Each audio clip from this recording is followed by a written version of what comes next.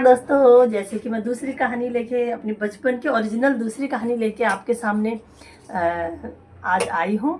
और भतीजी को भी सुनाऊंगी, साथ साथ में उसको काम भी सिखा रही हूँ किचन का। और मैंने सोचा कि आपके साथ अपनी एक कहानी भी शेयर करूं और आप खूब इंजॉय करना। और ये सच्ची घटना पर आधारित है और मेरी आत्मकथा है ये दोस्तों। शायद आपने भी कुछ अर्न करने के लिए कुछ तो किया होगा कभी, कुछ ना कुछ नया। और आप लोग भी मुझे बताना कि आपने अपना पैसे कमाने के चक्कर में क्या क्या मतलब हरकतें की बचपन में। जैसे अपने खर्चे माँ बाप देते नहीं थे तो कुछ ना कुछ तरह से हम मतलब अपने खर्चों के लिए कोई तरीका ढूंढते थे। इसी तरह से मैंने अपनी दूसरी कहानी के जरिए आपको अपनी दूसरी घटना आप मैं बता रही हूँ, दूसरी कहानी बता रही हूँ। थोड़ा पैसा अर्न करने की कहानी बता रही हूँ मैं आपको। तो बताया जाए दिया, दूसरी कहानी आपको सुनाई जाए। इंटरेस्टेड हो मेरी कहानी में? चलो काम भी करते हैं, आप खाली सर मत हिलाइए मेरे सामने, ठीक है? थोड़ा काम भी सीखना साथ साथ में, ठीक है?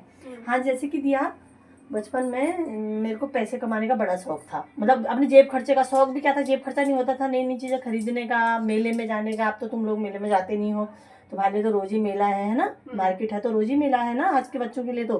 तो हमारा आता था साल में 2-3 मेले आते थे, उसके लिए हम पैसा इकट्ठा करना चाहते थे, है ना। माँ बाप उतना पैसा देते नहीं थे खुल के।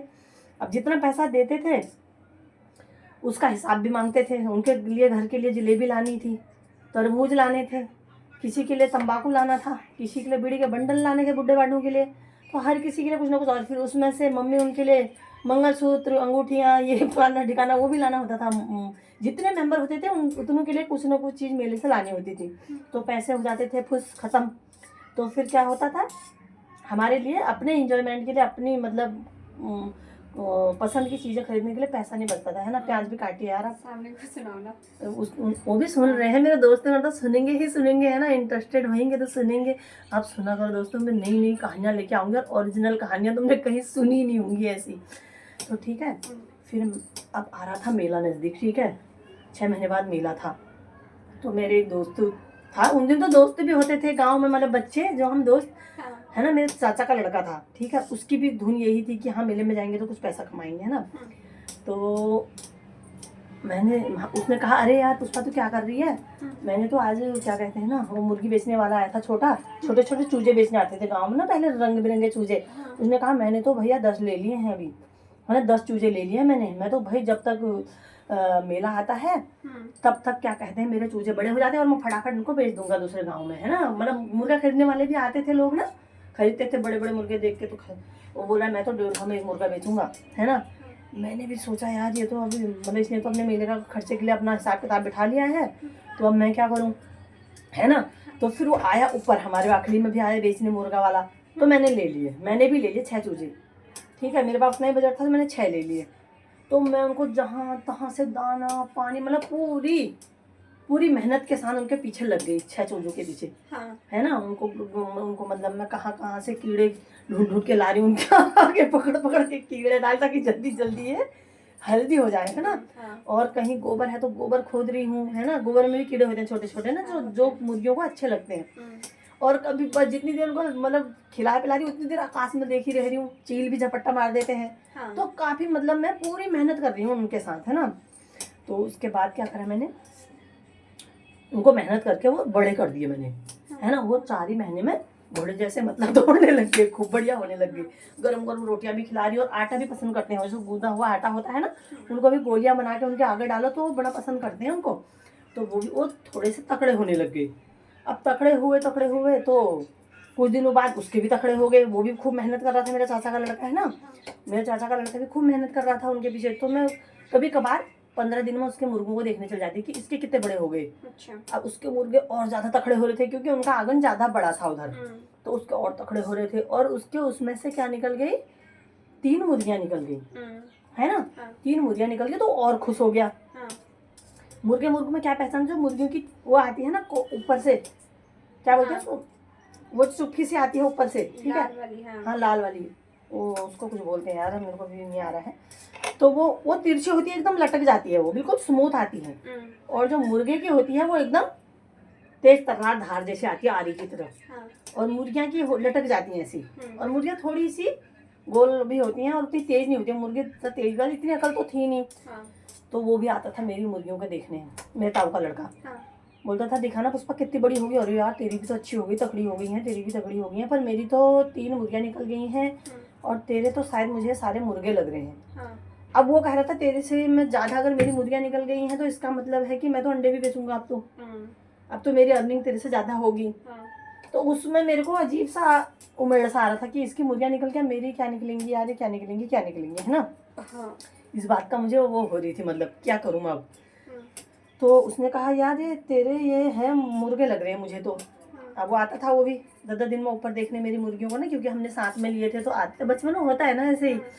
तो वो भी देखने आता था तो बोलता नहीं ये तेरे तो ये मुर्गे हैं। मैंने कहा वो कैसे? बोला तेरी तो मुर्गों की जो है ना ये जो कलकी है, कलकी हो बोलते हैं उनको, जो मुर्गे की कलकी है वो सीधी आरी की तरह जा रही है तेरे, है ना। 6 मुर्गे इतने बड़े हो रहे हैं, कलकी तेरी आरी की तरह जा रही है इनकी।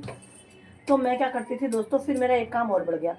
उसने कहा मेरी मुर्गियों में पहचान ये है, मेरी मुर्गियों की कलकी नीचे को जा रही है, तिरछी जा रही है ना, लटक रही है।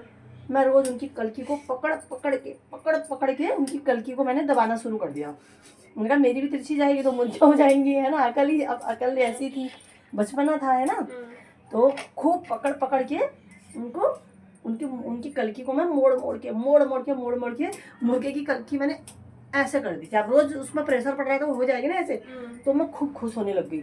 मैंने कहा देख, अब वो आता वो उसको वो भी बहुत चक्कर करेगा उसको। हाँ यार तिरछी तो जा रही है तेरे मुर्गे की भी ना, तेरी मुर्गियों की भी तिरछी जा रही है। अब मैं तो उनको पकड़ के तिरछी करती थी ना रोज सब मुर्गों को एक एक करके पकड़ के उनकी कलकियों को मैं तिरछा दबा के प्रेशर से, तो वो हल्की तिरछी होने लगी, लटकने लग गई। तो उसके बाद वो लटक गई तो फिर मैं खुश हो गई। मैंने कहा तेरी तो इतनी निकली, मेरी तो जितनी 6 की 6 मुर्गियाँ निकल गई है अंडा देने वाली। अब मेरे 6 अंडे भी होंगे, है ना, तो उनको भी मैं बेचूंगी और साथ साथ मुर्गियाँ तो है ही है ना। तो मुर्गों से भी ज़्यादा फायदेमंद हो गया मेरे। तो मैं खूब खुश हो गई। उसके बाद अचानक एक दिन क्या हुआ, सुबह मेरे मुर्गे ने बांग दे दी। क्या दे दी? बांग देता है जो कुकड़ी कू, 4 बजे मुर्गा कुकड़ी कू बोला। तो कुकड़ी कू बोला तो फिर मेरी दादी ने बोला अरे ये तो कुकड़ी को बोलने लग गया, ये तो मुर्गा निकल गया। मुर्गी सोच के ये मुर्गा निकल, जबकि मैं रोज अंडे देखने भी जाती थी। कहाँ अंडे, वो कुकड़ी को बोलने लग गया। तो दोस्तों मैं इतना रोई, मतलब मेरे को मनाना मुश्किल हो गया मेरे माँ बाप का, मेरी दादी का। तो मैं इतना रोई कि ये मुर्गी निकल गई, अब उस मुर्गा निकल गया, उसकी तो मुर्गी निकल गई करके इतना रोई। तो यही चीज़ थी अर्निंग का। वो जरा बात बताओ कहाँ अर्निंग, वही फिर धीरे धीरे वो मुर्गे निकल गए तो बाद में अर्निंग करी, लेकिन वो पैसे शायद मेरी जेब में नहीं आए, क्योंकि उतने पैसे उन दिनों बच्चों को देते नहीं थे। अब अर्निंग तो मैंने करी, कमाई तो मैंने करी, बाद में कुछ तो खा लिया घर वालों ने काट के, और कुछ जो एक आधा बेचे होंगे उनके पैसे मेरी जेब में नहीं आए। फिर भी मुझे मतलब आखिरी में उतने ही पैसे दिए माँ बाप ने, उतने ही देते, बच्चों को थोड़ा ना देते थे, जितना मेले के लायक थे उतने ही दिए गए। और जिस दिन मेले में गए उस दिन भी रोते गए, क्यों मुर्गे भी पाले तब भी पैसे हमारे हाथ नहीं आए। बन वाला बिजनेस भी खत्म मेरा, जो पहले कहानी में मैंने अपनी बन वाला बिजनेस आपको बताया था, उसमें भी मेरी अर्निंग कुछ नहीं हुई, और मुर्गों में भी मेरी अर्निंग कुछ भी नहीं हुई, है ना। अब कहने का तात्पर्य क्या है, क्या मिला आपको इस कहानी से, क्या सीख मिली, आप बताइए आपको सीख क्या मिली इस कहानी से। दोस्तों आप भी मेरे को कमेंट करके बताना कि इस कहानी से क्या सीख मिली आपको, क्या करना चाहिए, आखिर बच्चों को क्या करना चाहिए। बाय दोस्तों, अगली कहानी के लिए रेडी रहना। जल्दी ही मैं दूसरी ओरिजिनल अपनी कहानी आपके सामने पेश ज़रूर करूँगी।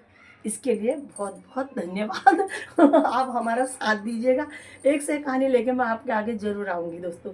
लेकिन आप मुझे फॉलो भी करो, नए फॉलोअर बढ़ाओ मेरे, थोड़े एक दूसरे में शेयर करो, कमेंट करो, तभी थोड़ा मज़ा भी है कहानी बताने का।